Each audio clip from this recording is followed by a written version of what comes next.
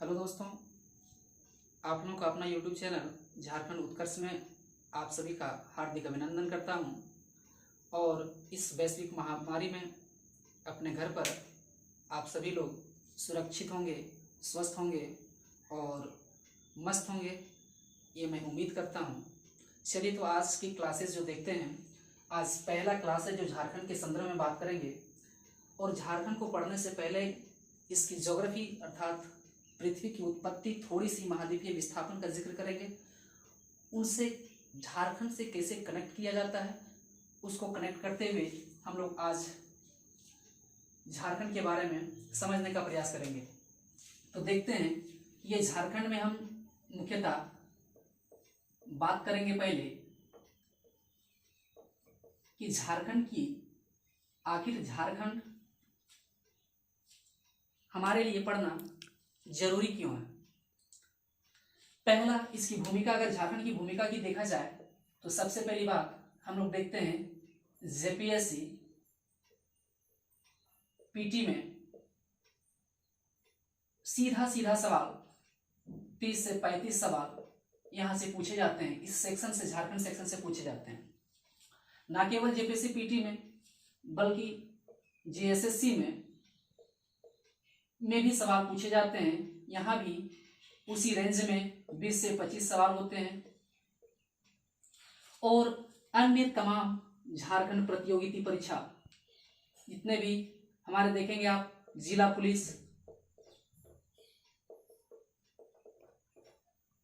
Police में भी यहां भी सवाल पूछा जाता है। इसको लेके चलते हैं हम लोग 20-25 एवरेज। लेकिन ये जो सवाल का जो एवरेज है ये निश्चित नहीं है, लेकिन एक अनुमानता हम कह सकते हैं कि यह सवाल की भूमिका झारखंड से यहाँ पूछा जाता है।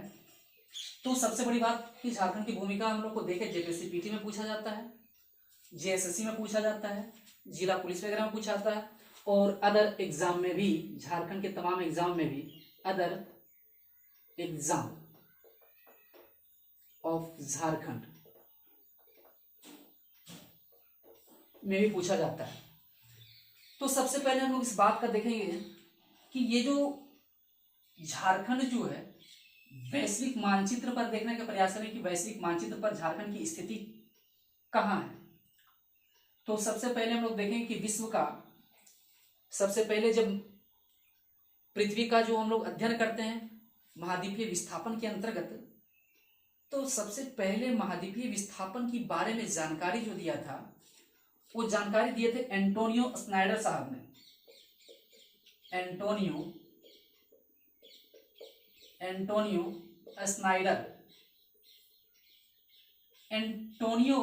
स्नाइडर साहब ने 1858 ईस्वी में ये बात कहे थे। और उस समय का जो युग था वो कार्बोनिफेरस युग माना जाता है। कार्बोनिफेरस युग। जब ये पृथ्वी महाद्वीपीय विस्थापन के बारे में, महाद्वीपीय विस्थापन का क्या मतलब, महाद्वीपीय विस्थापन का सीधा सा मतलब है कि एक महाद्वीप से दूसरे महाद्वीप में अलग होना, टूटना, एक दूसरे से दूर जाना, ये विस्थापन की प्रक्रिया है। लेकिन सबसे पहला जो काम किए थे वो एंटोनियो स्नाइडर साहब ने एक पहली कदम इन्होंने उठाया था। लेकिन इनके बाद एक वैज्ञानिक आए, बहुत ही शानदार वैज्ञानिक थे, उनका नाम था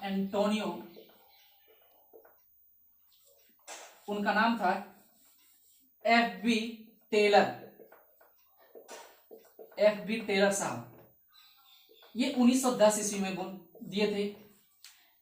एफ.बी. टेलर साहब ने इस बात को बोले थे कि ये जो पृथ्वी का जो उथल पुथल होता है, पृथ्वी का जो आंतरिक बल है, उन आंतरिक बल के कारण जो पृथ्वी में उथल पुथल होता है, उस उथल पुथल के कारण जो भूमि का टुकड़ा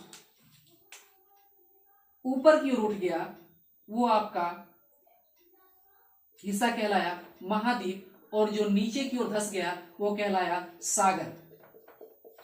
इन्होंने इस बात को एफ.बी. टेलर साहब ने बताए थे। लेकिन सबसे बड़ी क्रांतिकारी तब हुआ जब 1912 ईस्वी में अल्फ्रेड वेगनर साहब आते हैं। 1912 में अल्फ्रेड वेगनर साहब आते हैं। सबसे इंपॉर्टेंस हम लोगों के लिए अल्फ्रेड वेगनर साहब हैं। 1912 ईस्वी में अपना सिद्धांत देते हैं, और जो अपना सिद्धांत देते हैं उसी सिद्धांत का नाम कहलाता है वेगनर का सिद्धांत। वेगनर का सिद्धांत।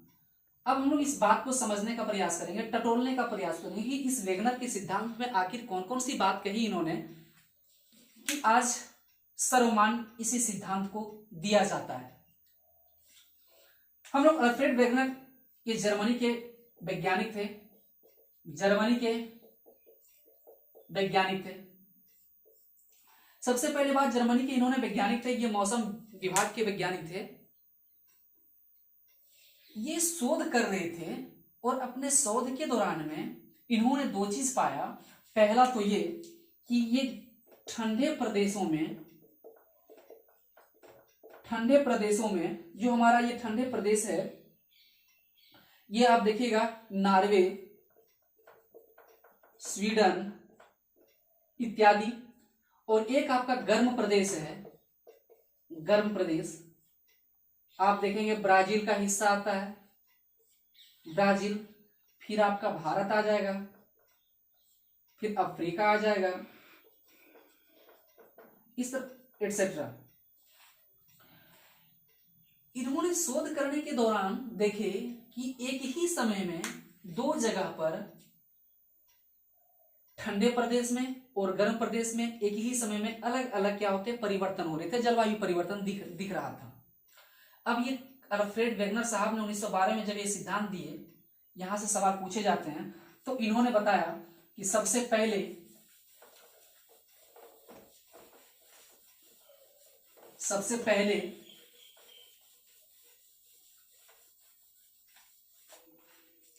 वेगनर साहब ने बताया कि ये जो है कार्बोनिफेरस के युग में, सबसे पहले हम लोग देखते हैं वेगनर के सिद्धांत के अनुसार, वेगनर के सिद्धांत के अनुसार पहला पॉइंट हम लोग देखेंगे। वैसे ये हिस्सा जो हम लोग देख रहे हैं, यह जो हिस्सा है वह वास्तव में ज्योग्राफी का हिस्सा है, लेकिन यहाँ हम इसलिए बताना जरूरी समझे ताकि आप झारखंड को एक बेहतर ढंग से समझ पाएं, इसलिए हम लिंकअप करने का प्रयास कर रहे हैं।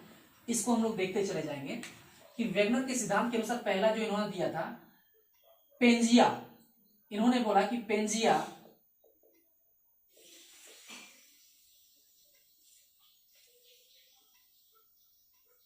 नामक आकृति, नामक उबड़ खाबड़ एक आकृति थी, एक आकृति थी। जैसे एग्जाम्पल के देखा जाए तो ये सपोज कीजिए ये पूरा पृथ्वी है, और इसी पूरा पृथ्वी में क्या था कि ये उबड़ खाबड़ अंदर का जो हिस्सा आप देख रहे हैं, ये हिस्सा, ये उबड़ खाबड़ ही वेगनर के अनुसार इसका नामांकन उन्होंने दिया पेंजिया। क्या नाम दिया? पेंजिया। वेगनर साहब ने इस उबड़ खाबड़ स्थल का जो नाम रखा, उनका नाम रखा पेंजिया। और ये जो हिस्सा है पेंजिया, जिसका ये जर्मन भाषा है, जर्मन भाषा, और इसका जो शाब्दिक अर्थ होता है जर्मन भाषा का, जो इसमें देखिएगा शाब्दिक अर्थ, इस पेंजिया का जो अर्थ होता है, अर्थ जो होता है वह होता है स्थल ही स्थल, स्थल ही स्थल।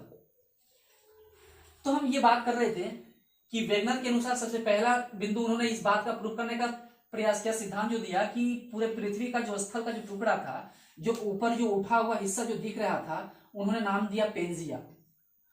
दूसरा जो पॉइंट इन्होंने बताया कि इसी पेंजिया के चारों ओर, पेंजिया के चारों ओर, इसी पेंजिया के चारों ओर एक विशाल मात्रा में जलराशि है, विशाल मात्रा में जलराशि है, जिसे नाम दिया उन्होंने पैंथालासा। पैंथालासा, क्या नाम दिया? पैंथालासा। इसको याद रखिएगा आप लोग, क्योंकि ये बहुत ही क्रमबद्ध हम बताने का प्रयास कर रहे हैं। यह सबसे पहली बात वेगनर साहब ने बोले कि जो पूरे पृथ्वी पर, धरातल पर जो उबड़ खाबड़ है, वह हमारा कौन सा हिस्सा है, उन्होंने नामांकन किया, उनका नाम रखा पेंजिया, जिसका अर्थ होता है स्थलीय स्थल। दूसरा जो हिस्सा रखा, अब उन्होंने जो देखा कि इसी पेंजिया के चारों ओर जलराशि जो है, उस जलराशि का नामकरण किया पैंथालासा, जो कि यह भी जर्मन शब्द है और इसका मतलब होता है, इसका अर्थ होता है जल ही जल, जल ही जल। अब समस्या ये है, ये पेंजिया पेंजिया हो गया जल ही जल। तीसरा हिस्सा हम लोग देखेंगे। तीसरा, वेगनर साहब कहते हैं कि जो पेंजिया है वह सियाल नामक ग्रेनाइट चट्टान से बना हुआ है। सियाल नामक निर्मित ये जो पेंजिया हिस्सा है, सियाल नामक ग्रेनाइट चट्टान से निर्मित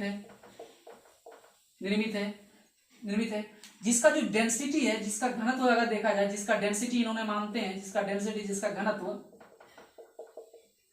2.7 मानते हैं, 2.7 मानते हैं। ये जो डेंसिटी मान रहे हैं 2.7, इसका स्वाभाविक सी बात है कि जब ये पेंजिया, आप इमेजिन कीजिए कि ये जो हिस्सा जलराशि है ये आपका पेंजिया हो गया, ये आपका पेंजिया हो गया, ये आपका पैंथालासा हो गया। अब इसका जो डेंसिटी है, इसका डेंसिटी कितना 2.7, कितना 2.7, इसका डेंसिटी 2.7 है। चौथा बिंदु इन्होंने बोला कि पैंथालासा जो है वो सियाल नामक ग्रेनाइट चट्टान से बना हुआ है। सियाल का मतलब क्या होता है, सिलिकॉन और एल्यूमिनियम नामक दो तत्वों से मिलकर ग्रेनाइट चट्टान से निर्मित होता है और इसका जो डेंसिटी होता है 2.7 होता है। जबकि पैंथालासा का जो घनत्व, पैंथालासा का निर्माण, पैंथालासा सीमा से निर्मित बेसाल चट्टान, पैंथालासा जो होते हैं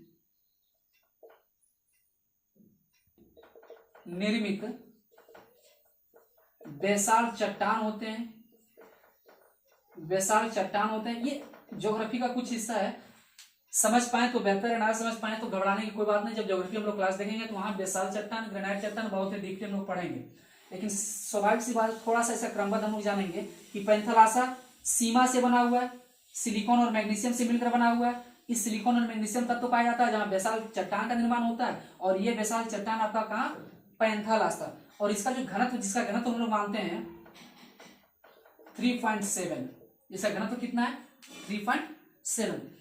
इसका मतलब क्या हुआ कि पेंजिया और पैंथालासा, अर्थात ये जो पेंजिया पैंथालासा से क्या हुआ, हल्का हुआ। इसका मतलब है जिसका डेंसिटी, जिसका घनत्व कम होता है, स्वाभाविक सी बात है कि जिसका घनत्व कम होता है वह क्या होता है, ऊपर की ओर तैरता है। इसका मतलब स्वाभाविक सी बात है कि पेंजिया पैंथालासा के ऊपर निर्वात रूप से तैर रहा है। अगर याद हो, अगर आप लोग ज्योग्राफी आप लोग पढ़े होंगे तो आप लोग को थोड़ा सा हम याद दिला दें, ये 3 पृथ्वी की आंतरिक भूगर्भिक संरचना अगर पढ़े होंगे तो हम बता दें, यहाँ ये इसको हम लोग बोलते थे सियाल, ये सियाल, ये होता था सीमा, सियाल सीमा, और एक होता था नीफे, ये होता था नीफे। तो इसका मतलब ये नीफे जो पृथ्वी का क्रोड़ है, केंद्र है, और यहाँ केंद्र जो होता है, यहाँ इतना अत्यंत दाब और ताप होता है जो यहाँ इंसान जाना मुश्किल होता है। ये सियाल हो गया, इसी को, सियाल को हम लोग बोलते थे क्रस्ट, सीमा को बोलते हैं मेंटल, और इसी को बोलते हैं क्रोड़। ये ज्योग्राफी का हिस्सा है लेकिन हम थोड़ा सा जानकारी दे देते हैं। क्रोड़, क्रस्ट, मेंटल और क्रोड़। अब यहाँ जो क्रोड़ है, इसका मतलब है कि सियाल का जब डेंसिटी 2.7 है और सीमा का डेंसिटी 3.7 है, तो स्वाभाविक सी बात है कि सियाल जो है, अर्थात क्रस्ट जो है, किस पर तैरेगा, मेंटल पर तैरेगा। इसका मतलब है कि पूरा जो 7वां महाद्वीप हमारा जो घूम रहा है वह कौन सा, सीमा, अर्थात सियाल जो हमारा किस पर है, सीमा पर मूव कर रहा है। सीमा हमारा कौन सा, सबसे वजन, डेंसिटी वाला हिस्सा है। उसके बाद नेक्स्ट हम लोग देखते हैं पैंथालासा का, हम लोग देख लिए। आगे चल करके क्या होता है, इसमें परिवर्तन क्या होता है, हम लोग इस बात को देखने का प्रयास करेंगे कि परिवर्तन क्या होता है। अब इसी हिस्सा में क्या होता है कि ट्रियासिक युग में, याद रखिएगा नेक्स्ट यहां जो अगला पॉइंट होगा, ट्रियासिक युग में क्या होता है, ये जो पेंजिया होता है वो पेंजिया में डिवाइडेशन होता है। ट्रियासिक युग में पेंजिया विभक्त होता है, पेंजिया विभक्त होता है। यहां सवाल पूछा जाता है कि सबसे पहली बार जो पेंजिया विभक्त होता है, टूटता है, वह ट्रियासिक युग में होता है। अब ट्रियासिक युग में टूटता है कैसे, जरा देखिएगा आप लोग, ये इमेजिन कीजिए, ये हो गया पृथ्वी पूरा। अब ये जो हिस्सा है पूरा ये टूट गया, एक दूसरे से अलग हो गया, इसी को हम लोग क्या बोलते हैं, पेंजिया। ये पेंजिया पूरा हिस्सा क्या था, पेंजिया था, और यहाँ पेंजिया दो हिस्सा में बच गया। एक हो गया उत्तरी अंगारा लैंड, क्या हो गया, अंगारा लैंड। उत्तरी हिस्सा के जो पेंजिया विभक्त होता है उसको बोलते हैं अंगारा लैंड, अंगारा लैंड। और दूसरा जो दक्षिणी हिस्सा में जो विभक्त हुआ पेंजिया से उसको बोलते हैं Gondwana land, Gondwana land, Gondwana land. अब इसी अंगारा लैंड और ये गोंडवाना लैंड, अब इमेजिन कीजिए कि जब ये दोनों पेंजिया एक दूसरे से टूट रहा होगा तो ये जो पैंथालासा का हिस्सा जलराशि जो है, ये जलराशि इन दोनों हिस्सा में क्या होता होगा, जलराशि भर जाता होगा। और जब ये जलराशि भर जाता होगा तो स्वाभाविक सी बात है कि ये जो हिस्सा है पूरा का पूरा क्या बन गया, महासागर का निर्माण हो रहा है, महासागर का निर्माण हो रहा है। क्या ये बात समझ पा रहे हैं। अब ट्रियासी युग में समय के बाद क्या होता है कि अंगारा लैंड विभक्त हो जाता है गोंडवाना लैंड में। फिर आगे चल करके इसी अंगारा लैंड को हम लोग बोलते हैं, इसी अंगारा लैंड में आ जाता है आपका उत्तरी अंगारा लैंड में देखिएगा, उत्तरी अमेरिका, फिर आ जाएगा यूरोप, उत्तरी अमेरिका, यूरोप और एशिया, ठीक है। इसीलिए इसका नामांकन, इसीलिए हम लोग बोलते हैं लॉरेशिया, लॉरेशिया, लॉरेशिया। यही कारण है कि अंगारा लैंड में उत्तरी अमेरिका, यूरोप, एशिया और लॉरेशिया, सॉरी उत्तरी अमेरिका, यूरोप और एशिया आता है। अब इन संयुक्त रूप से हम लोग बोलते हैं लॉरेशिया। क्या बोलते हैं, तो अंगारा लैंड को भी हम लोग क्या कह सकते हैं, लॉरेशिया कह सकते हैं। गोंडवाना लैंड, अब एक समय जब बीतता आगे चलता जाता है, जब एक समय आता है आगे तो यह, अब मैं बता देता हूं थोड़ा सा, ये आपका हिस्सा सपोज कीजिए कि उत्तरी अमेरिका है, ये पूरा का पूरा मान लीजिए, ये पूरा का पूरा ये हिस्सा यूरोप और कुछ एशिया का यूरोप, यहां पे मान लेते हैं कि दक्षिणी अमेरिका है, ये अफ्रीका है, ये मेडागास्कर है, और ये जो हिस्सा है इंडिया है, और ये जो हिस्सा है ऑस्ट्रेलिया है, ये जो हिस्सा, और यहाँ अंटार्कटिका है, ठीक है, अंटार्कटिका। अब समझिएगा बात को, अंगारा लैंड उत्तरी अमेरिका देख रहे हैं, उत्तरी अमेरिका, यूरोप, एशिया और लॉरेशिया। आगे चलकर क्या होता है कि ये हिस्सा भी टूट जाता है। नीचे गोंडवाना लैंड में हम लोग देख लेते हैं, दक्षिणी अमेरिका, दक्षिणी America, Africa, Madagascar, Bharat, Australia, Australia. इसे संयुक्त रूप से हम लोग कहते हैं, इसे ही हम लोग संयुक्त रूप से बोलते हैं गोंडवाना लैंड। ये सवाल कई बार पूछा जाता है कि गोंडवाना लैंड इनमें से कौन सा गोंडवाना लैंड का हिस्सा है, तो आप लोग याद रखिएगा कि गोंडवाना लैंड का हिस्सा कौन कौन है मेरा, दक्षिणी America, Africa, Madagascar, Bharat, Australia, ये सारा आपका कौन सा है, गोंडवाना लैंड का हिस्सा है। सीधा सीधा सवाल पूछा जाता है कि भारत किस लैंड का हिस्सा है, तो गोंडवाना लैंड का हिस्सा है। अब हम लोग देखते हैं ट्रियासी, यही जब समय बीतता है तो आगे जब चलता है, ये तो टूटा हुआ हिस्सा सब तो सटा हुआ हिस्सा है, एक दूसरे से सब सटा हुआ है। अब जब आगे चलता है, समय जब बीतता चला जाता है तो एक समय आता है प्लेस्टोसीन युग,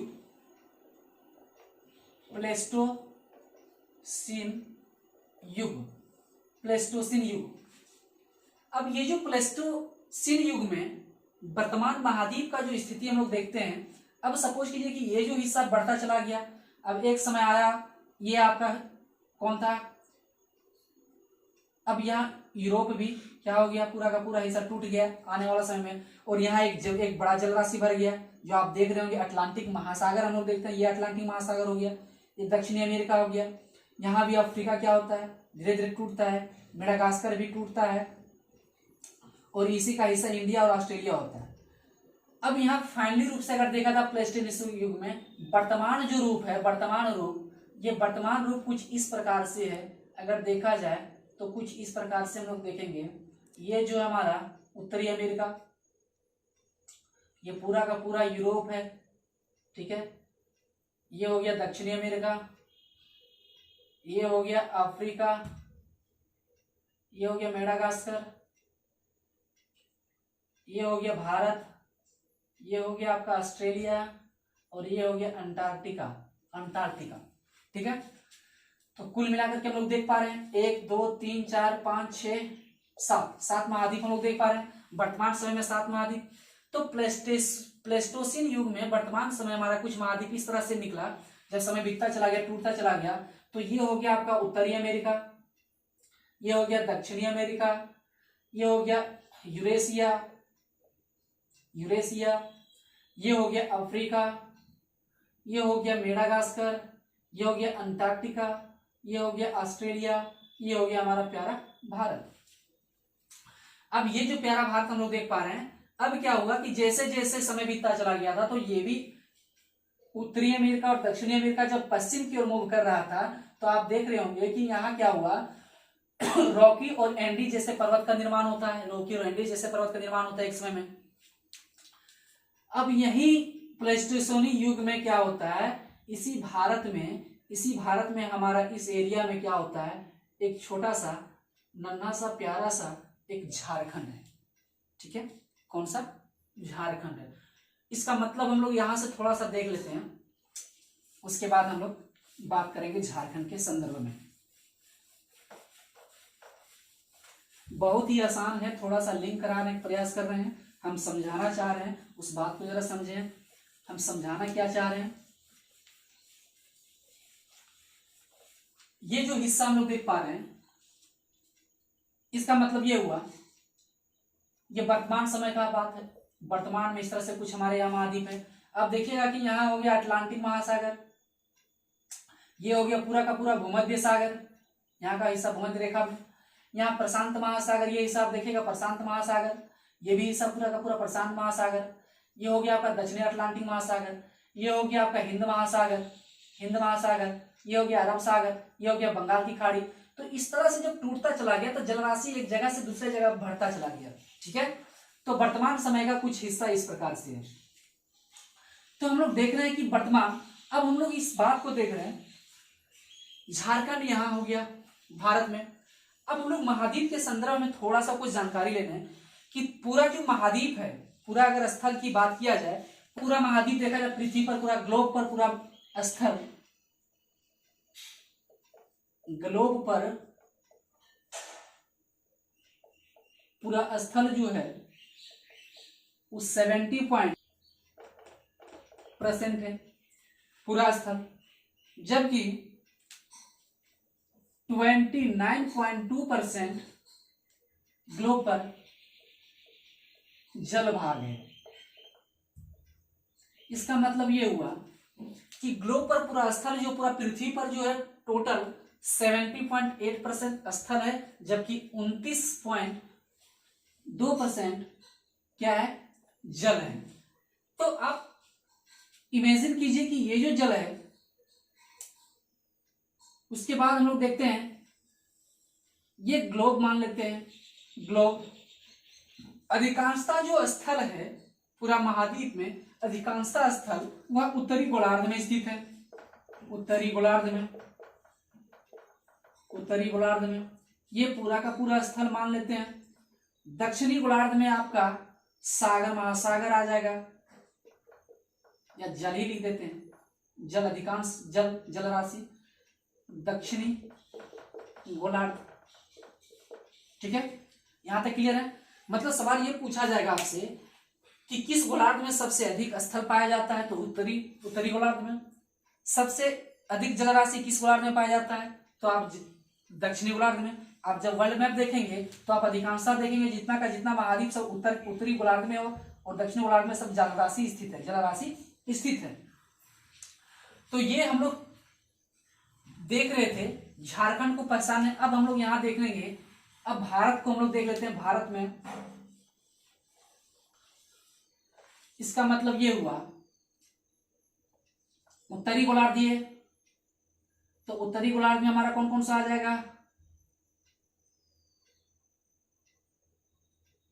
उत्तरी अमेरिका, यूरोप, एशिया, यूरोप,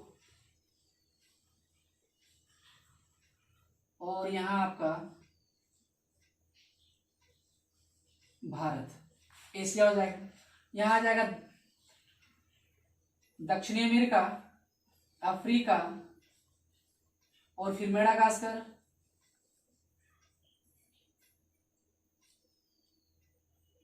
ठीक है। ये नहीं, मेडागास्कर सॉरी, ये नहीं होगा, ध्यान रखिएगा। ये हमारा देखिएगा भारत कुछ यहाँ है, उत्तरी अमेरिका में यहाँ। अब यहाँ जो हिस्सा है ये भारत में, अब यहाँ पे यहाँ उत्तरी गोलार्ध में झारखंड है। इसका मतलब भारत किस गोलार्ध में स्थित है, उत्तरी गोलार्ध में। अब भारत जब उत्तरी गोलार्ध में स्थित है तो झारखंड भी उत्तरी गोलार्ध में स्थित होगा।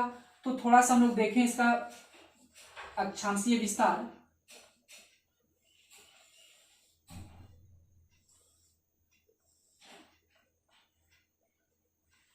अगर हम इसका 68°7'97" इसका अक्षांशीय विस्तार भारत का है, जबकि इसका जो है 8.4 से 37°5', ये अक्षांशीय विस्तार है भारत का। मतलब भारत जो है 68°7' पूर्वी देशांतर से लेकर के 97°25' पूर्वी देशांतर तक भारत फैला हुआ। जबकि अक्षांशीय विस्तार की बात करें 8° दक्षिणी अक्षांशीय से लेकर के 37°5' उत्तरी अक्षांश तक फैला हुआ है। अब यहाँ जो झारखंड है, अब इस झारखंड को हम लोग मानचित्र पर थोड़ा सा देख रहे हैं।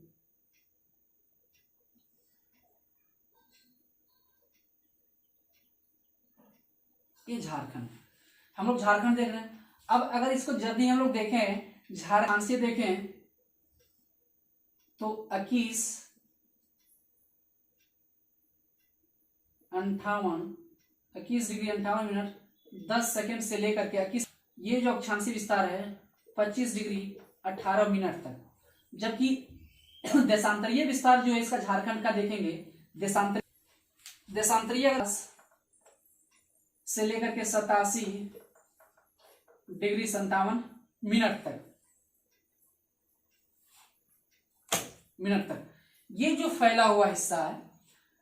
तो हम लोग यहां देख रहे हैं कि झारखंड का जो स्थिति है हमारा, देख लिए झारखंड का स्थिति कितना, झारखंड का स्थानीय विस्तार 21:58 10 सेकेंड से लेकर के 25:18 तक। फिर 83:19 50 सेकेंड से लेकर के 87:57 तक। ये आपका झारखंड का स्थानीय हो गया। अब आप लोग को इस बात को समझ में आया होगा कि ये जो हिस्सा झारखंड किस गोलार्ध में स्थित है, भारत किस गोलार्ध में स्थित है।